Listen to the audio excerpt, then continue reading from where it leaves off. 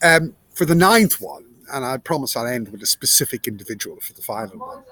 Um, for many years, I taught the relationship of law and literature to the structure of jurisprudence, and I write a lot about literature. And of course, Orwell, who started off this, was a writer.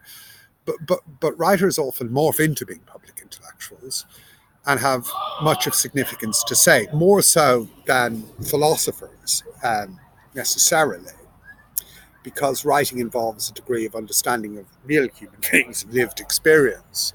I mean, I don't think at one level, if you look at Martin Heidegger, the great existentialist, he was at a total disconnect at one level with reality, or indeed with morality, when, of course, he endorsed the Nazi Party and became part of the problem. Whereas his mistress, Hannah Arendt, was a public intellectual in terms of a warning about totalitarianism in her books and Eichmann and so on. So writers often say things through lived experience, which are more important. I was a professor briefly in the Czech Republic, and I've written several things, one coming out, one that's out already. And if you start there for starters, Franz Kafka was Czech. Now, Kafka, I think, is relevant in this day and age for all sorts of reasons. One is his distrust of authoritarianism and of an overly weaning and powerful state or legal system, and the way we consent to participating in our own self-destruction by consenting to people telling us what to do when they're in no position of authority or real authority, in order for us to follow what they have to tell us to do. I mean, why should one consent to state extremism? Why should one follow the edicts of a terrorist state? Otherwise, it's like sympathizing with your torturers, Stockholm syndrome. And of course, in Kafka's famous book, The Trial, he consents to his own death. So compliance is very dangerous. But equally, of course, if you whistleblow and stand up, well, then they destroy you in a different way. And I wrote recently about the hulk of a human being, that Julian Assange, whatever his good points or bad points are, as he is in the Ecuadorian embassy. So Kafka's relevant in terms of that, and also in terms of his opposition to the death penalty and his distrust, I think, of how law can be a very punishing force and how people can use legal processes in a punishment-driven way or a malicious way. Law is not neutral if the lawmakers themselves, the gatekeepers, are malicious and vicious. Kafka is there in Prague everywhere, but in terms of the people who are, one still alive, one dead, who are more relevant, I think, there is the Czech writer, now 90 as well, the same age as Habermas, Milan Kundera.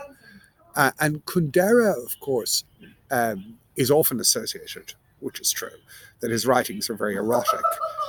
Again, unfashionable in this day and age of sanitized writings. That level of uninhibited eroticism that some of his novels have is pretty much out of kilter with our puritanical age at a certain level. But he also said very important things about fact. Remember, he's in the Czech Communist Society, about how things get airbrushed out of history. And how very important, he said, when you forget the past, when you forget history, of course, you are condemned to repeat it, the famous aphorism, but also an absence of historical memory is an absence of true thought and is breeding a mindless generation. And of course, we're not teaching people historical intelligence anymore. When people are reading books and having a sense of perspective, if people had even a rudimentary sense of perspective, they'd understand that we are replaying something like the 1930s again. Depression, rise of fascism, extremism, and so on. In the context of depression-driven literature, writers who are also, I think, relevant to the present day and age are people like John Steinbeck and Upton Sinclair, who are Americans, because they show, Sinclair's book, The Jungle, the degradation of man within the Chicago working class conditions of the dockyards in the 1920s, Chicago meatpacking industry. Now, of course, a corporate existence for many people and the amount of hours they work has become in effect like that in sanitized offices. And the whole neoliberal agenda is to use people as products and commodities to milk them for as much as they can until they become disposable.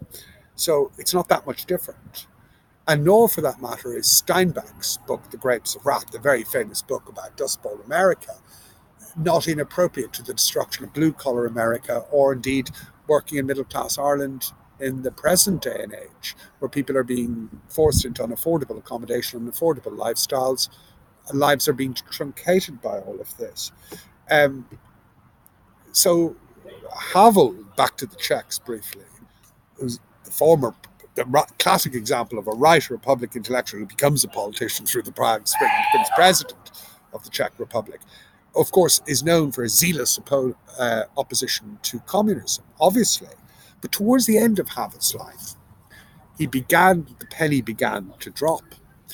And he realized that this great liberation of the Czech Republic had led to a new form of tyranny, the neoliberal tyranny, and that they had replaced communism with another form of brainwashing. So whether through metaphor or through argument, or whether a writer morphs into a public intellectual or not, writers say a lot of significance, of moral and political significance, and therefore are classifiable as public intellectuals.